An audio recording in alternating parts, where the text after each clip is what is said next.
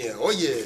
Oye! Dr. Nchimbi, oye! Oye! Mzee Wasira, safi! Safi! Dr. Mwinyi, oye! Oye! Wango kwa maendeleo, Imewezekana, tunasonga mbele. Wango kwa maendeleo, Imewezekana, tunasonga mbele.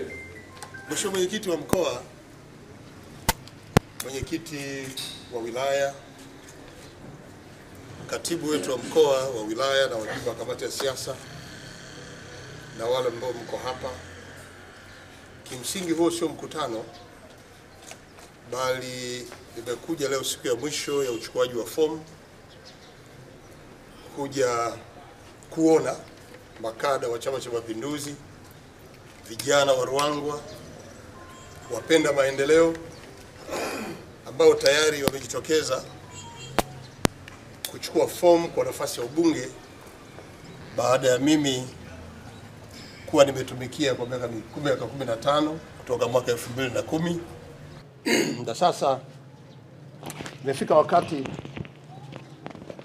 kwa mshikamano tuloujenga kutoa fursa kwa wanaruangwa, wazaliwa wa Ruangwa, wapenda maendeleo waweze sasa kuunganisha nguvu hizi ili hii kauli mbiu yetu ya Ruangwa kwa maendeleo inawezekana, ambayo sasa Mheshimiwa Mwenyekiti amesema imewezekana na tunasonga mbele, iweze kusonga mbele zaidi.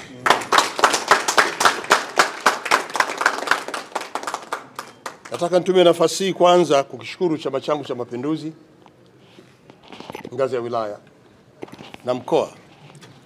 Nimefanya kazi wakati wote na chama chetu, bado mimi ni mwanachama wa CCM na kwa nafasi ninayonayo mimi ni mjumbe wa kamati kuu na halmashauri kuu ya CCM taifa, bado naendelea nayo.